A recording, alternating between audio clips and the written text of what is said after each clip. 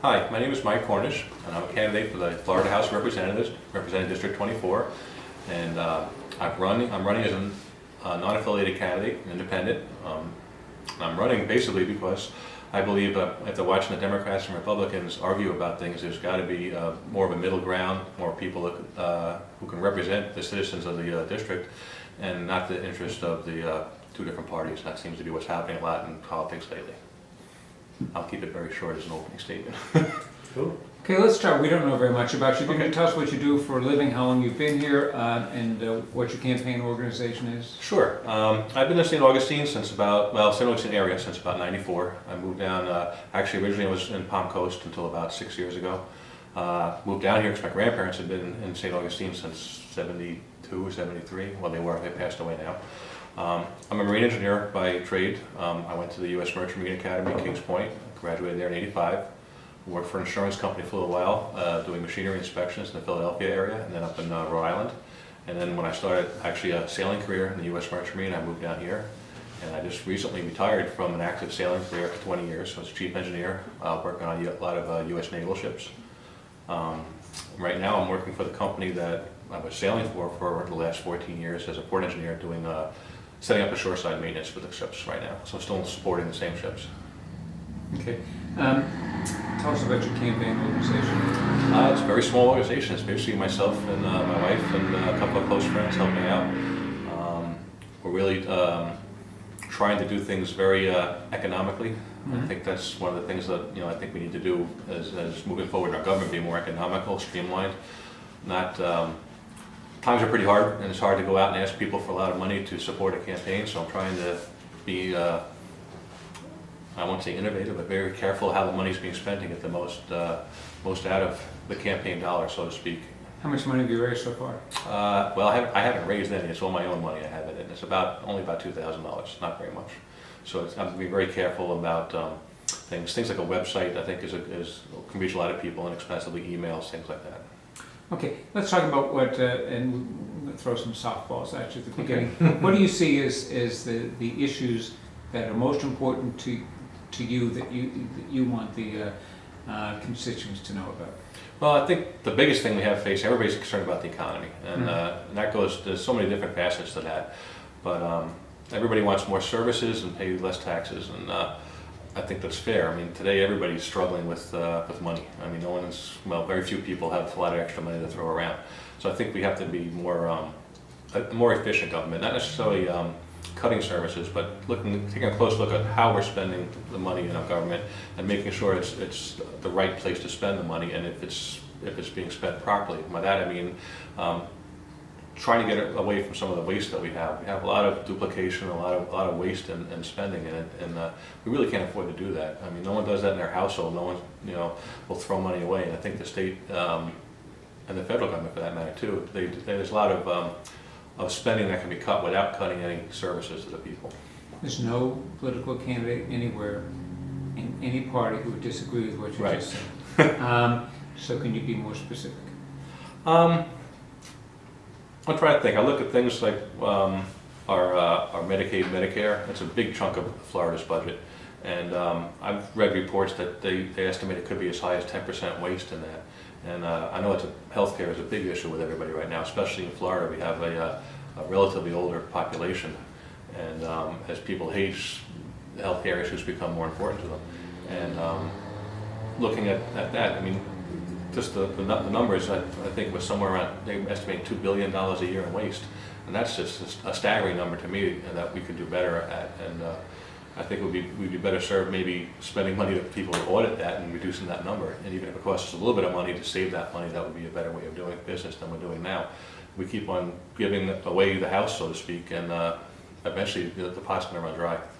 Okay, Medicaid has been called the Pac-Man of the state budget, just eating away, growing. I think 1/3 of our state budget is growing. And a lot of people want to cut that. Let's find out what your plan is. How would you cut that as a percentage of the state budget? I really don't think we can so much cut that, because we can't with the times are tough right now. A lot of people are going into that program more than we had before, and by cutting it, we're going to be cutting out a lot of people who need that service. What we need to do is make it more efficient. By that I mean, if we take that $2 billion for a number, and again, this is, I know it's only an estimate, but that's a lot of money that we can do a lot of good with. And if it's going to people who are not eligible for the program, or it's going to doctors who are overbilling or double billing, that we need to audit that more carefully so we can take that money and put it back into the people who deserve it and need it.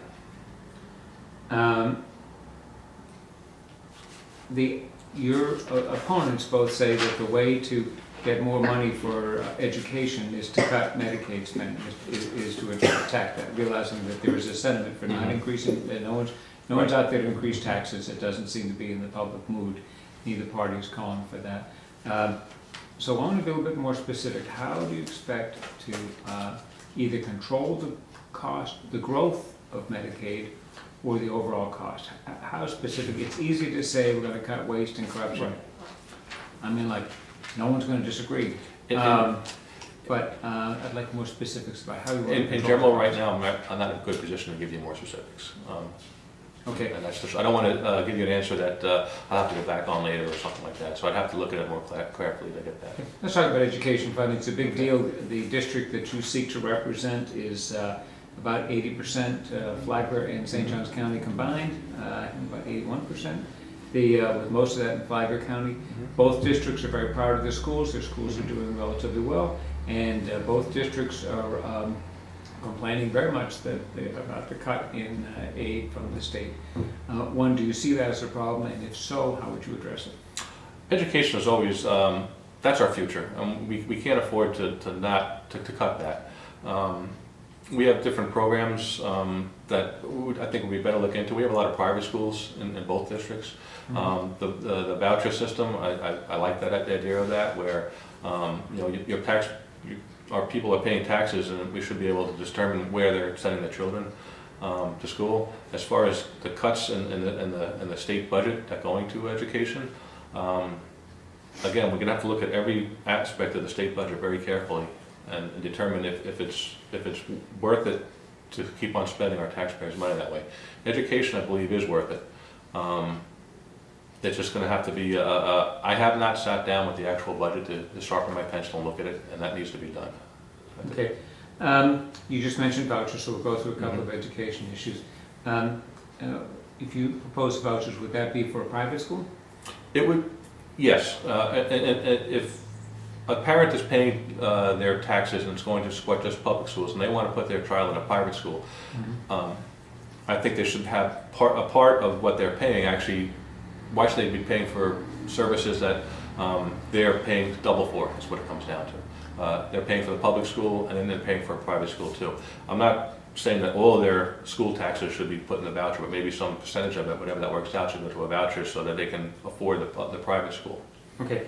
It's now against the law for the state to pay funding to religious schools, but that's on the ballot. Would you favor vouchers for religious schools if it's approved by the voters in November?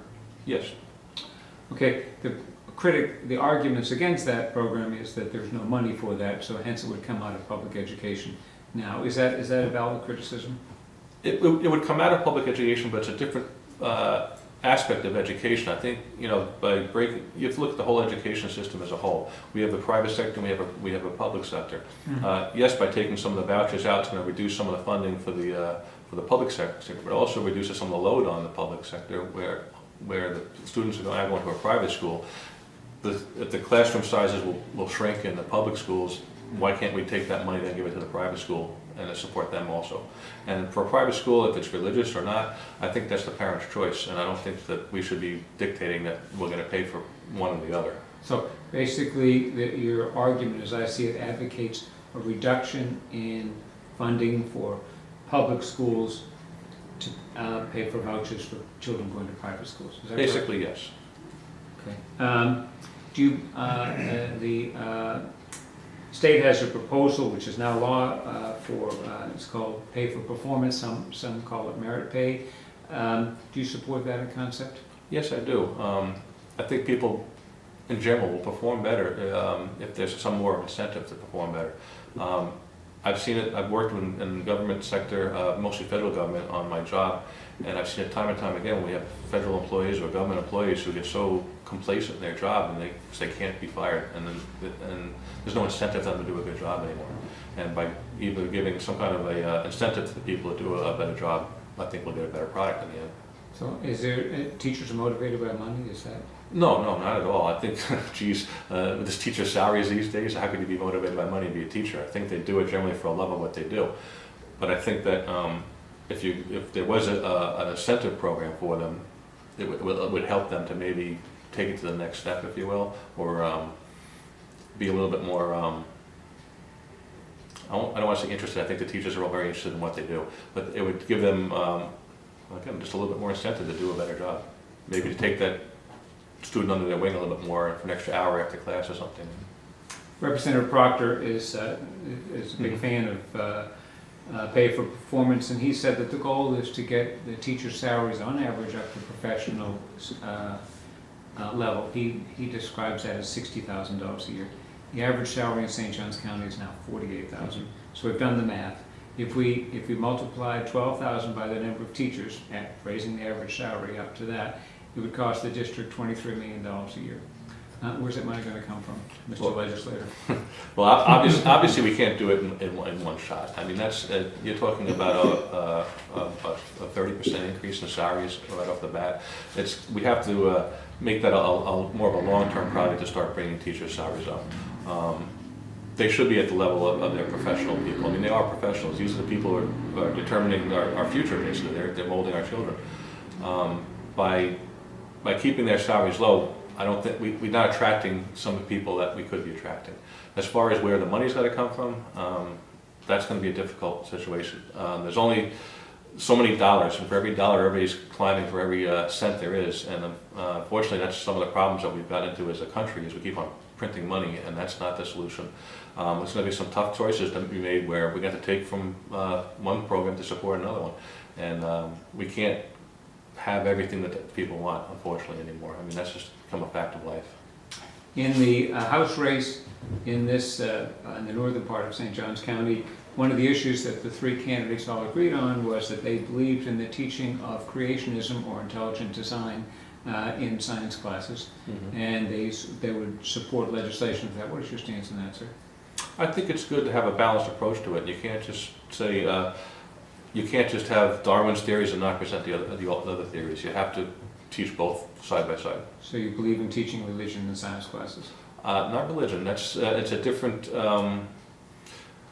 I define religion. I'm not going to say we should teach what the Catholic Church says, what the Jewish faith says, what the Muslims say, but we should present an alternate to what Darwin is. And I think most people would agree with that. And most people have some type of religion in their lives, and to ignore it as part of our education of our children is just wrong to me.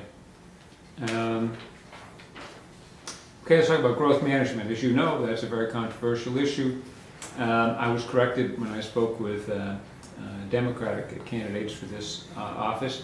I told them that the St. Johns County had fought a proposal in Flagler County to build 5,000 homes. One of the candidates corrected me and said it was not 5,000 homes, Mr. Ellis, it's 15,000 homes. And the St. Johns County had opposed that, saying that it would have a deleterious effect on the quality of life in southern St. Johns County. The growth management law was introduced, is now law, and it said that counties, adjacent counties, no longer have a standing in these development issues. And indeed, they don't go to regional agencies anymore either.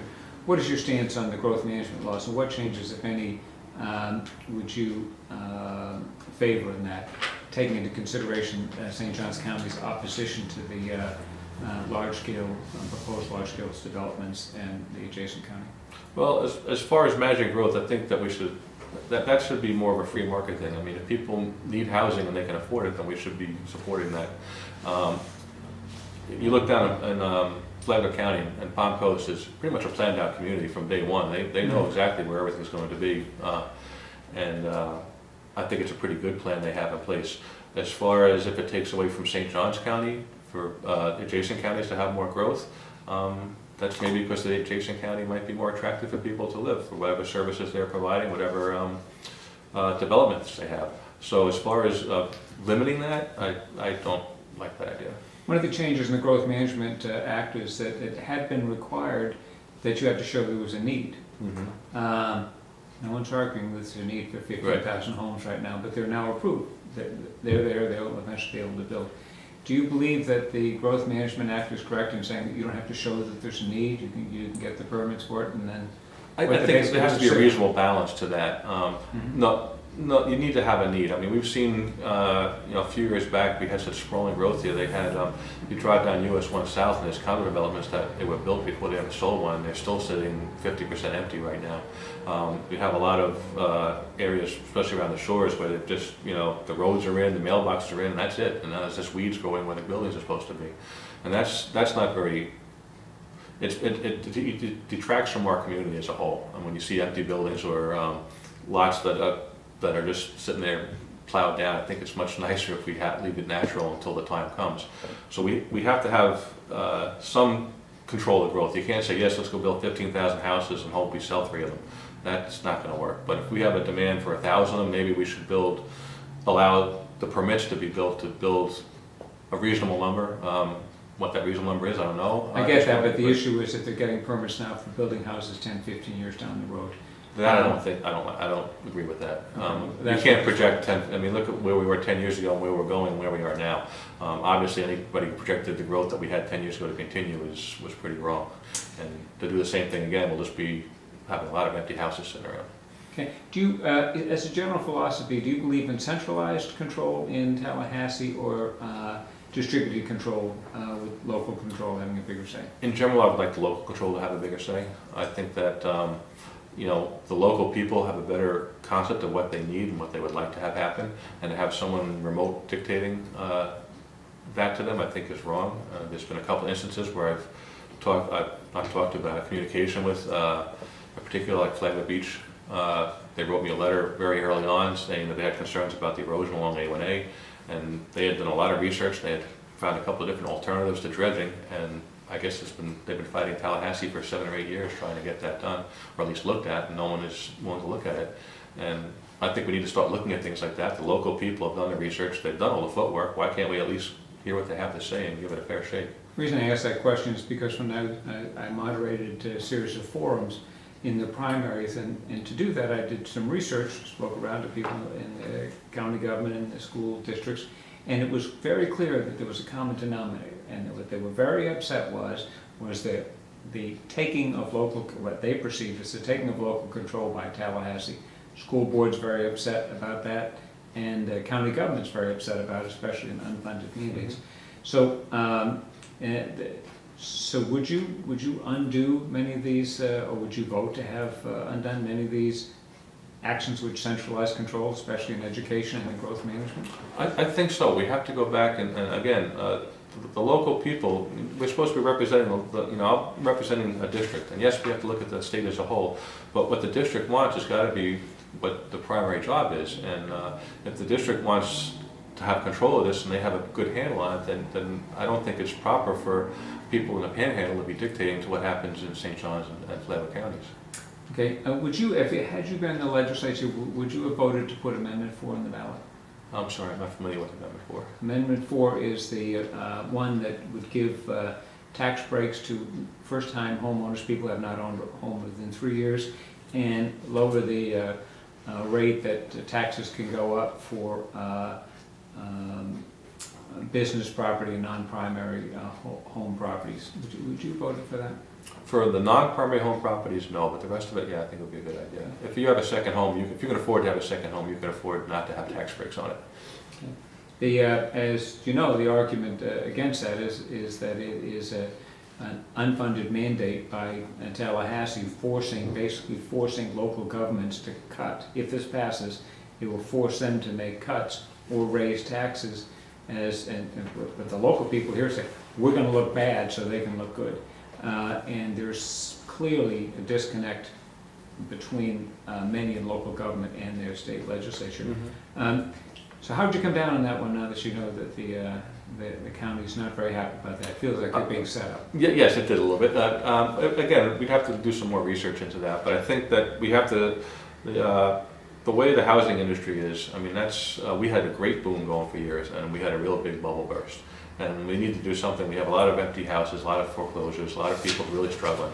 We need to do something to help them.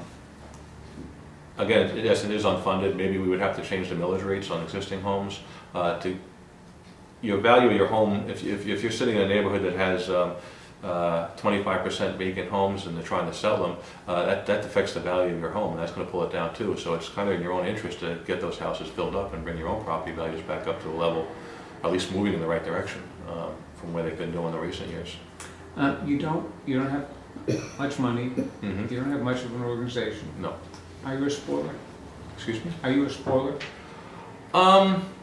Any third-party candidate is going to be called a spoiler. I mean, when I got into the race realizing that my chances were very slim about being elected. I don't consider myself a spoiler. I'd like to maybe give people a choice.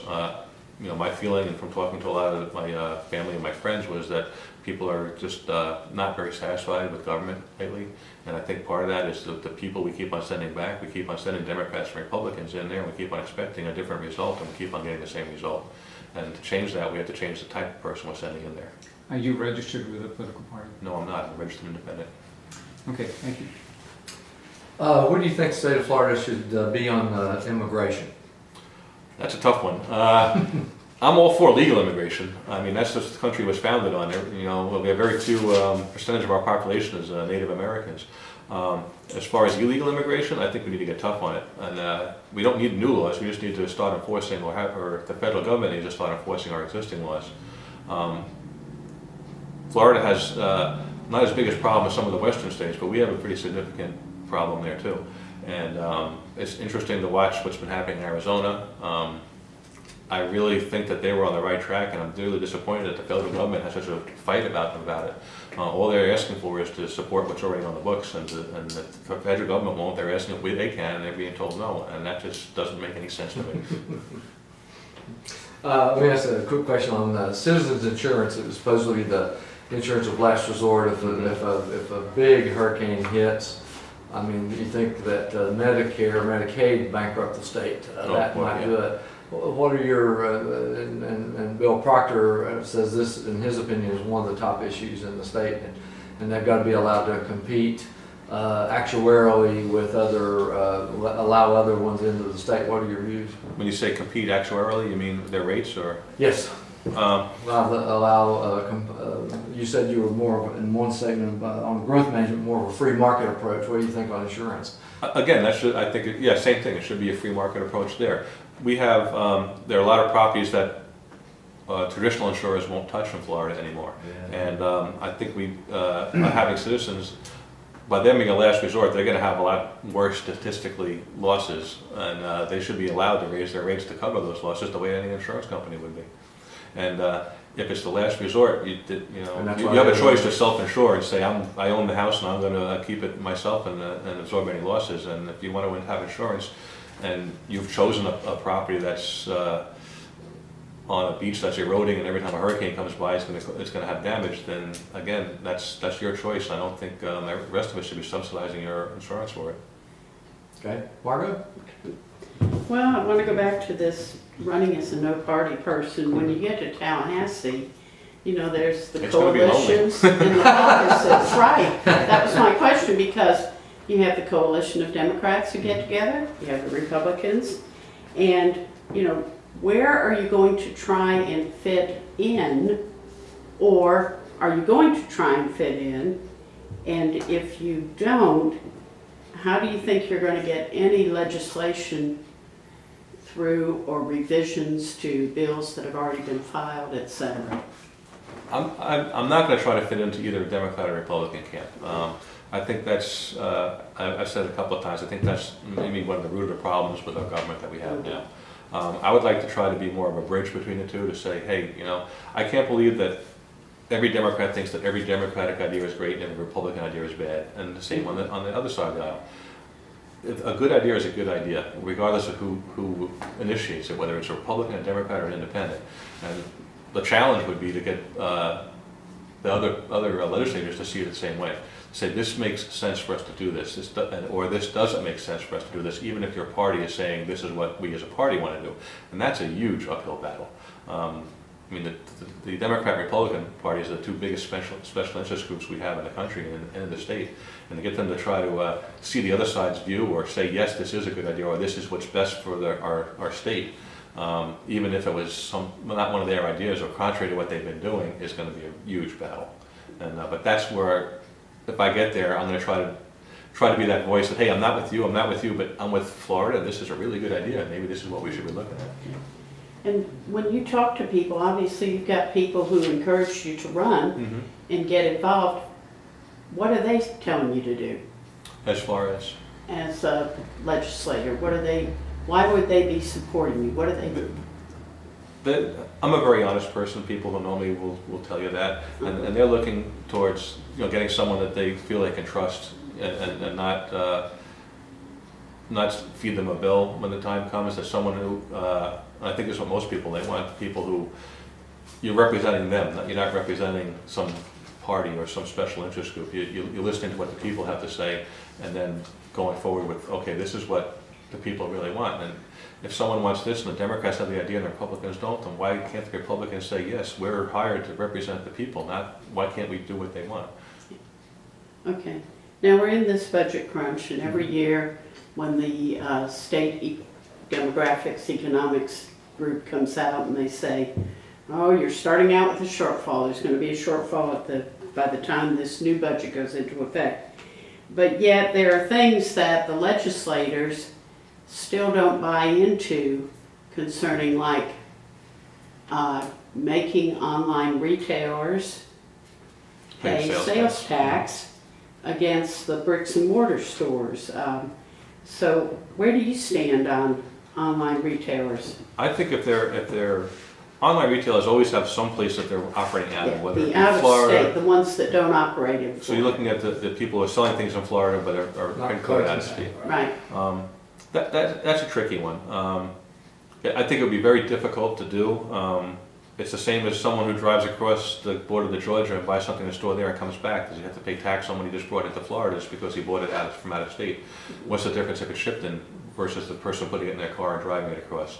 So generally, I would not favor any kind of sales tax unless it's a Florida-based company, which I think we do now. They're shipping inside Florida.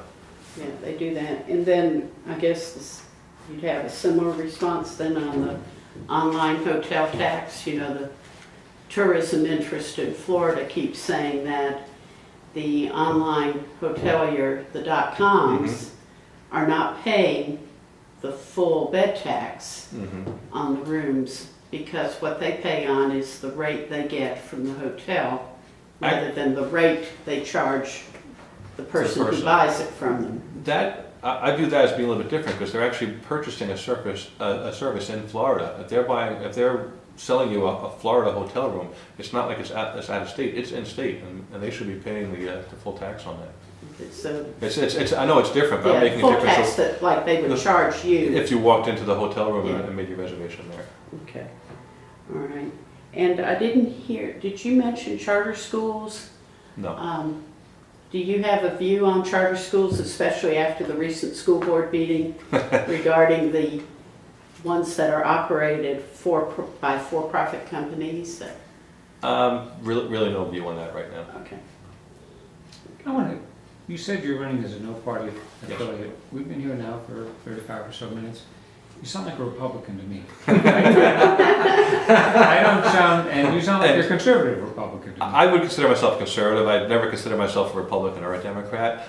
Maybe I line up more with their views, but I have a difficult time becoming a party member because I think the party dictates too much. I think you should be listening to the people and voting your own conscience, what you know the people want, vice what the party membership tells you to vote. Cool. And as Marine, I'm sorry, go ahead. No, I was just going to ask, what you think sets you apart from the other candidates? The biggest thing is I'm not a party member, and I think that's the biggest advantage I have. When you're a Democrat or Republican, by the time you get into any office, even a relatively lower office, you owe a lot to a lot of different people, and most of it to the party, and you have an obligation to vote along the party lines when the pressure comes down. As an independent, I'm not going to have any pressure to vote one way or the other, except for what I feel that the people I'm representing want. You have another one, Margo? I'm fine. Good. Okay. Well, Mike, we appreciate you being with us, and I tell a lot of folks that you get something in this room that not many people get, and that's the last word. And so if you'd like to make a closing statement, we appreciate your time. Okay. Again, my name is Mike Cornish. I'm a non-affiliated candidate, independent candidate for Florida House of Representatives, District 24. And I'd just like to ask everybody to just to consider at least a third-party voter, and don't just write off a third-party candidate. Don't just write off someone just because they're not a Democrat or Republican. And please get out and vote. Amen. Thank you very much.